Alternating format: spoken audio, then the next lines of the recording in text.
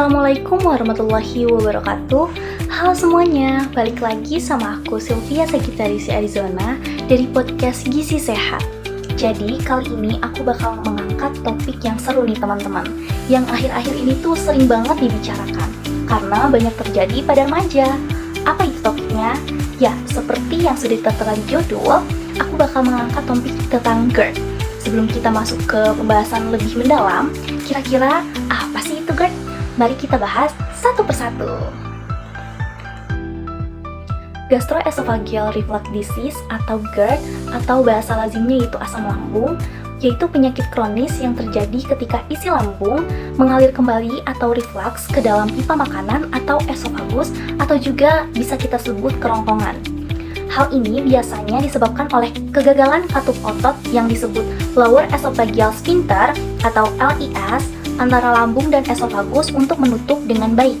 Prevalensi kejadian GERD di seluruh dunia mencapai 15-25%. Untuk prevalensi di Asia Timur meningkat pada tahun 2005-2010 yaitu 5,2-8,5%. Dari hasil beberapa penelitian di Indonesia, prevalensi GERD mengalami peningkatan. Pada Maret 2016, prevalensinya terdiagnosis dengan menggunakan endoskopi di Jakarta sebesar 22,8%.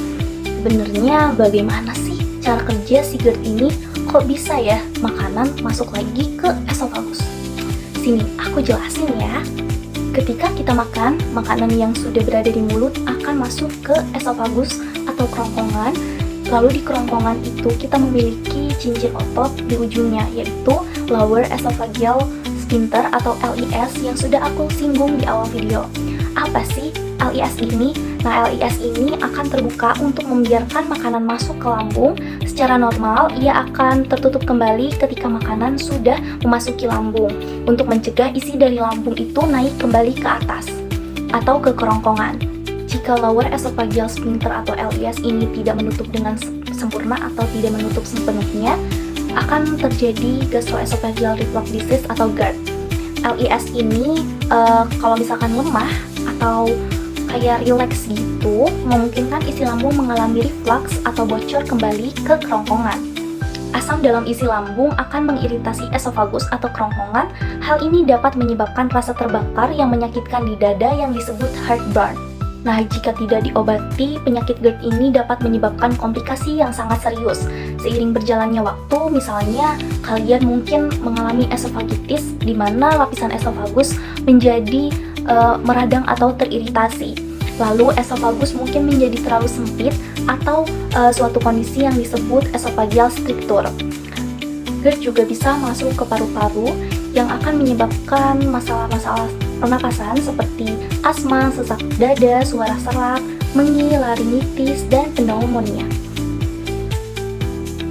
Apa aja sih faktor-faktor risiko dari penyakit GERD ini? Faktor risikonya yaitu bisa terjadi karena kehamilan atau overweight, yang dimana kondisi tersebut akan memberi tekanan pada perut kita. Lalu terjadi juga karena merokok, minum alkohol, dan mengonsumsi obat-obatan tertentu seperti obat alergi, obat tekanan darah tinggi, atau obat antidepresan. Lalu ada penyakit yang namanya itu hiatal hernia, itu juga berperan besar pada penyakit GERD. Hiatal hernia itu suatu kondisi di mana perut bagian atas bergerak ke atas melalui lubang di diafragma sehingga asam lambung lebih mudah naik ke kerongkongan. Gejala-gejala yang paling umum terjadi pada pasien GERD yaitu heartburn atau rasa panas di dada yang biasanya timbul setelah makan atau saat berbaring. Yang kedua yaitu mual dan perut menjadi kembung. Yang ketiga masalah menelan akibat dari luka pada esofagus atau kerongkongan ketika terjadi infeksi. Yang keempat yaitu bau mulut. Yang kelima suara menjadi serak. Yang keenam sakit tenggorokan. Dan yang terakhir makanan kembali ke atas atau disebut regurgitation atau kita tuh sering mendengarnya seperti muntah-muntah. Cara-cara pencegahan agar tidak terjadinya penyakit GERD yang bisa kalian lakukan di rumah yaitu yang pertama, menjaga pola makan yang teratur dan baik. Kalian bisa mencegahnya dengan beberapa cara yaitu sarapan, karena perut yang kosong itu bisa memicu asam lambung naik. Terus makan dengan porsi yang kecil namun sering. Itu dapat membantu menghindari tekanan berlebih pada lambung. Terus hindari tidur atau rebahan setelah makan karena itu meningkatkan risiko GERD yang sangat tinggi. Seperti yang kataku tadi, minimal jeda 1-2 atau 2-3 jam sebelum rebahan atau tiduran.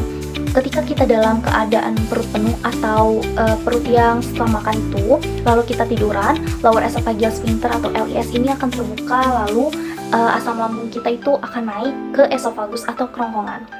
Terus hindari makanan pemicu asam lambung seperti kopi, alkohol, makanan yang pedas dan berlemak, coklat, dan peppermint.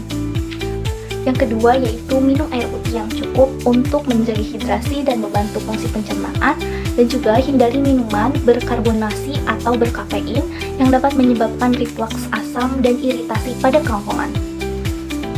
Keempat yaitu melakukan olahraga ringan. Aktivitas fisik yang cukup dapat membantu menjaga berat badan yang sehat dan mencegah obesitas yang merupakan salah satu faktor risiko utama GERD. Namun ketika GERD sedang kambuh, sebaiknya tidak melakukan olahraga terlebih dahulu. Yang kelima, istirahat yang cukup. Pastikan tidur dengan posisi yang benar, yaitu dengan meninggikan posisi kepala dan jangan tidur terlalu cepat setelah makan. Yang kelima yaitu mengelola stres. Stres dapat memengaruhi kesehatan sistem pencernaan, terutama meningkatkan risiko GERD. Yang kelima yaitu mengelola stres. Stres dapat memengaruhi kesehatan sistem pencernaan, termasuk meningkatkan risiko GERD. Carilah cara-cara untuk mengelola stres seperti meditasi, yoga, atau melakukan hobi yang disukai. Yang keenam yaitu hindari kebiasaan merokok. Merokok dapat merusak katup antara lambung dan kerongkongan sehingga meningkatkan risiko reflux asam. Kira-kira ada nggak sih cara lain untuk mencegah penyakit GERD ini? Ada loh, dengan cara menerapkan 4 pilar gizi seimbang. Adapun 4 pilar gizi seimbang diantaranya yaitu yang pertama, makan makanan yang beragam. Seperti konsep isi piringku yang berisikan sepertiga makanan pokok, sepertiga sayuran, dan sepertiganya lagi itu lauk pauk dan buah-buahan. Yang kedua yaitu aktivitas fisik. Kita harus berolahraga setidaknya 2-4 kali tiap minggu dengan durasi 20-30 menit untuk pelari pemula dan ditambahkan 5-10 menit apabila sudah rutin menjalankannya. Yang ketiga yaitu pola hidup yang sehat dan bersih. Maksudnya ialah kita harus mencuci tangan menggunakan sabun dan air mengalir sebelum dan sesudah makan. Yang keempat yaitu mengontrol berat badan. Kita harus menjaga berat badan agar tetap ideal, karena pada kasus GERD ini berat badan yang overweight akan lebih rentan terkena penyakit GERD. Oke, segitu aja podcast kali ini yang mengangkat topik tentang GERD. Maaf kalau aku ada salah kata atau ucapan yang menyakitkan di hati kalian. Baik, terima kasih. Wassalamualaikum warahmatullahi wabarakatuh. Bye-bye.